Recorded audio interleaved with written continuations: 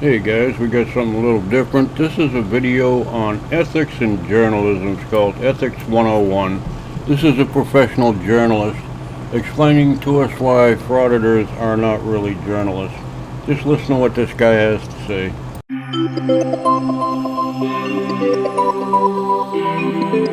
There are about 400 codes of conduct around the world, covering all aspects of journalism. Some of them are very short, some of them are very long. But actually all of them are really focused on 5 key values for journalism. And the first of them is accuracy. I won't say truth, because truth is a very long word. It actually gets us into a discussion about really what is true and what is not true.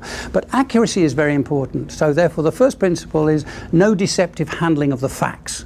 He's not actually talking about frauditors, but you get the idea. Right there, that just shut down any frauditor I've ever seen. Mishandling of the facts. But wait, there's more. We work in facts, so fact-based information. Secondly, there's the principle of independence. The work that you do is your own work, but it's not on behalf of anyone else. You're not there to be a spokesman for the government. You're not there to be a representative of a particular business group or a special interest group. Or the people of America who you say you represent, who never asked you to represent them. It's all about the frauditor. It's not about anybody else.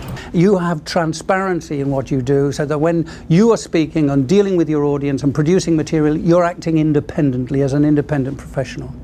Thirdly, there is the principle of impartiality.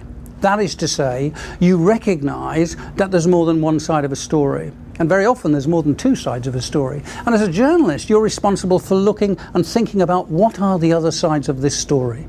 Here is one story that's being told, but what are the other opinions that I need to bring in to make the story whole? If I didn't know better, I'd swear he's talking about First Amendment auditors. They do none of this. None of it at all. And then fourthly, there's the question of humanity. As a journalist, you're expected to show humanity. And what I mean by that is you're expected to be aware of the consequences of what you publish and what you broadcast. So you have to be aware that sometimes the words you use, the pictures you show can do damage. They can be harmful to people. It's not the job of a journalist to do undue harm. It's our job to protect people. And it's very important that when we are in reporting, we don't indulge in hate speech. Man, he is not missing a lick here. He's covering everything. The ending of it is the best part, though. You're going to love it. We don't show obscene images. We don't show unnecessarily explicit images of violence and so on, because we are part of a humanitarian process, and that's what journalism should be. So humanity is a very important part of it. And fifthly is the issue of accountability. It's the one that's probably most difficult for journalists. I got law books. And that's, we're not a humble group. We find it difficult to say sorry and to admit our mistakes, even though we can be lacerating in our criticism of others. But we have to do that. We have to engage with the audience, and we have to correct our mistakes, and we have to be prepared to provide remedies when we get it wrong and do damage. So these principles are pretty straightforward. Accuracy, independence, impartiality, humanity, and accountability. Those are the things that what make journalism different and distinct.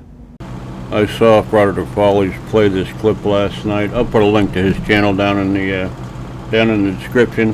But yeah, it just reminded me of everything that frauditors are not. None of it applies to them. Accountability, forget about it. Anyway, that's the video, folks. Hope you enjoyed it. Love you all. Bye.